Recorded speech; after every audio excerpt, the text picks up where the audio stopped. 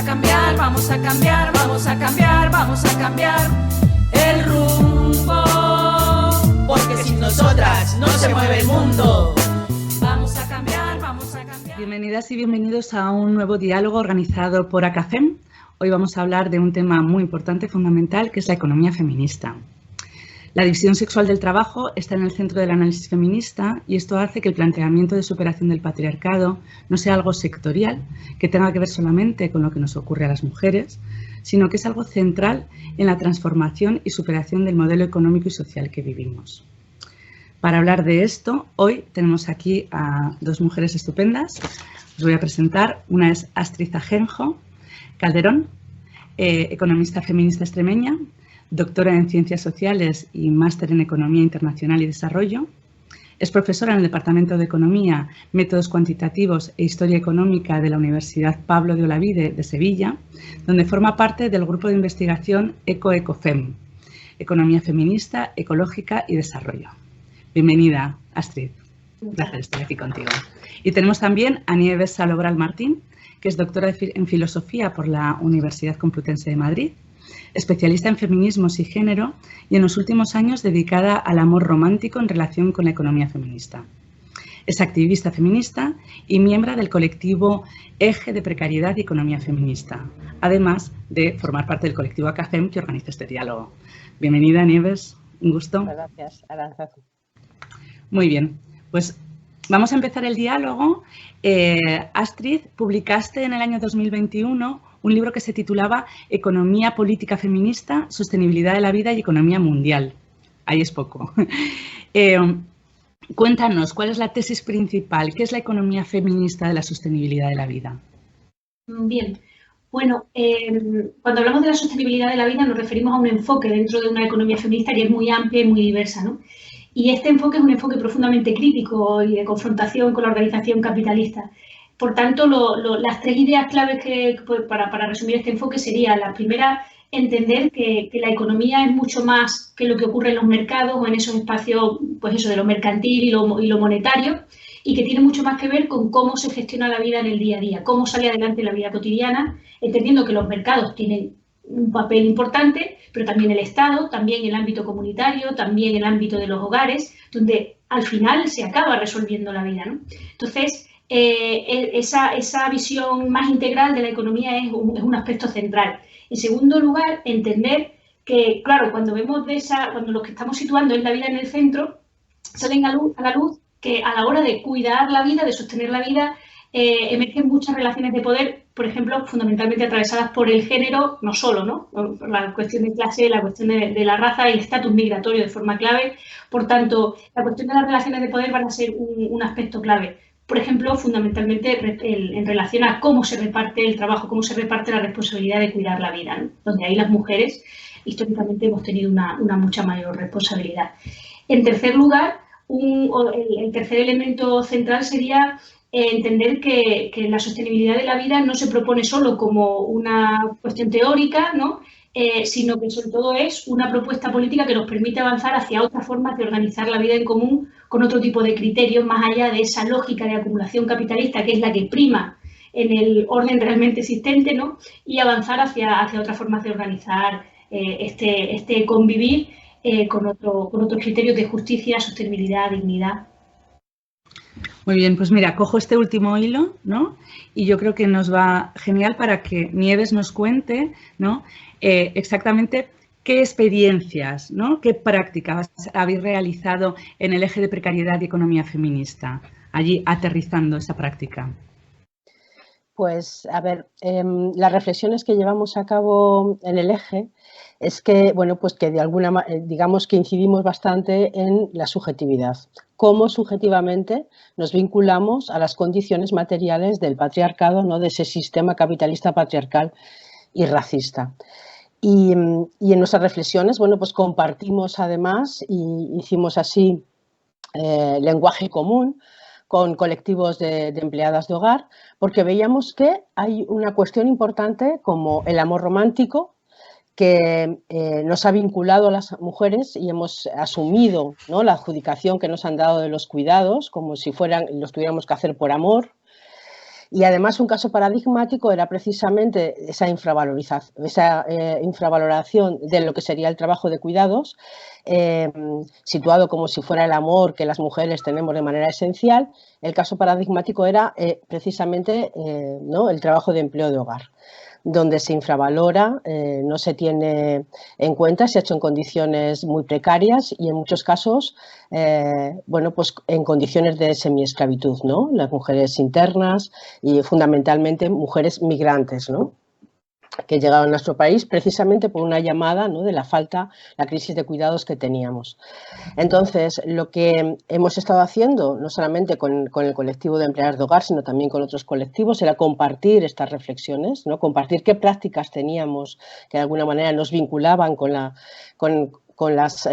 condiciones y las exigencias de este sistema capitalista, ¿no? De esa cosa escandalosa que diría Maya Pérez Orozco, y que lo hemos estado diciendo también, ¿no? en otros espacios. Y bueno, y precisamente hoy es el día 30 de marzo y es el Día Internacional del Trabajo de Empleadas de Empleo de Hogar, del trabajo de hogar. Y hay que decir que en este país, bueno, pues se ha conseguido por fin que se adhiera al convenio 189, que el Estado se adhiera al convenio 189, pero todavía quedan muchas cuestiones. Es decir, también se ha logrado que desde octubre del año pasado tengan acceso al desempleo, que no tenían acceso al desempleo las empleadas de hogar, y todavía quedan muchas cuestiones. Entre otras de ellas, que además es una que también reclaman las empleadas de hogar, es el tema digamos, de tener el derecho a un cuidado digno. Es decir, que todas las personas tengamos un derecho a tener un cuidado de calidad, a un cuidado no solamente por las políticas estatales, sino también comunitarias. Es decir, que seamos capaces de trenzar unas redes y que llevemos a cabo los cuidados, ¿no? Y no tengamos, como vivimos ahora mismo, una crisis de cuidados.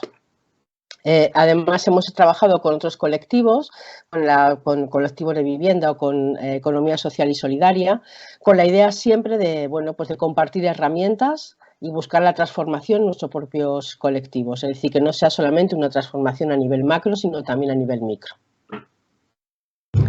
Muy bien, muchísimas gracias, muy interesante, Nieves.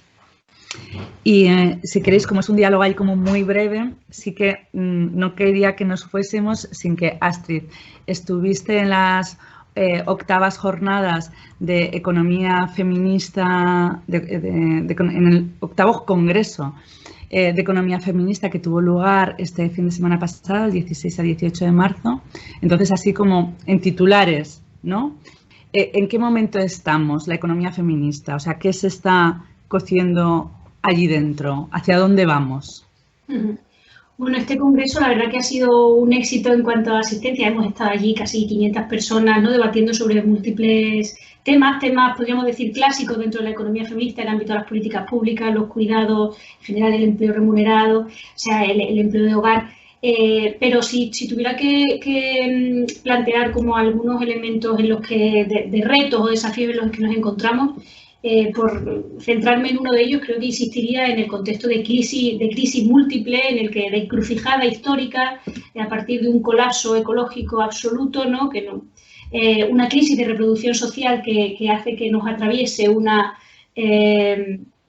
un horizonte de precariedad vital, ¿no? y de incertidumbre que nos está atrapando en una red un poco de miedo y de incluso rechazo al que tenemos al lado. Bueno, una crisis de los cuidados, como bien señalaba Nieves, ¿no? Donde hay una de las estrategias que estamos teniendo en los hogares precisamente es la utilización de un empleo de hogar en condiciones, en muchos casos, de semi-esclavitud, ¿no? Y que encima no está suponiendo de ninguna manera una solución a esa crisis de los cuidados, sino simplemente un mero parche a costa de la explotación del trabajo de muchas mujeres, ¿no? Pero también estamos en el marco de una crisis, lo decíamos en el Congreso, una crisis de sentido, de una crisis de valores, una crisis de sentido de lo común, diría yo, ¿no? Una pérdida de vínculo social, de vínculo ecosistémico, una desconexión profunda en la que estamos sintiendo muchos malestares de los que nos provocan estas crisis pero no los estamos sabiendo leer de forma colectiva, ni tampoco estamos dándole respuestas colectivas, ¿no? Lo estamos haciendo todo desde una lectura muy individualizada, y creo que eso en el marco del Congreso se ha resaltado mucho, ¿no? La necesidad de politizar los malestares, pero lógicamente también politizar esas estrategias cotidianas, ¿no? Y por señalar otro elemento que creo que ha sido clave en el Congreso, ha sido precisamente la necesidad de diálogo con las propuestas que vienen, sobre todo de las propuestas descoloniales, ¿no? De la vía Ayala, ¿no? Ese diálogo entre distintos territorios, distintas visiones, cosmovisiones, que lo vemos una necesidad. También, sobre todo, poner mucho el foco en no blanquear un término tan potente como es la interseccionalidad, y ahí la economía feminista tiene un reto importante, ¿no? Para no despolitizar conceptos que vienen también muchos de los feminismos negros, ¿no? Que están reclamando sobre todo la necesidad de desvelar el racismo que hay en un sistema económico que es capitalista, heteropatriarcal, pero que también es profundamente racista y colonial. Añadir también que el Congreso ha girado sobre un tema central, que ha sido la digitalización de la economía como uno de los retos que tenemos en el presente y a nivel futuro, ¿no? Pero se ha planteado la digitalización desde un punto de vista también bastante crítico, ¿no? En cuanto a su dimensión medioambiental, a la cuestión de las brechas que se reproducen. Ha sido bastante interesante, o sea, no solo ha sido un tema sobre las bondades, sino también, sobre todo, las luces y las sombras, claramente, de la digitalización. Pues muchísimas gracias por estas pildoritas que nos habéis dado. Realmente los retos que tenemos por delante son inmensos, y yo creo que en este campo de la economía feminista y de las prácticas feministas decoloniales, ¿no? O sea, como allí tenemos como unas herramientas y un marco teórico para seguir trabajando fundamental. Muchísimas gracias por vuestra sabiduría y por vuestra práctica continuada. Muchas gracias. A ti también.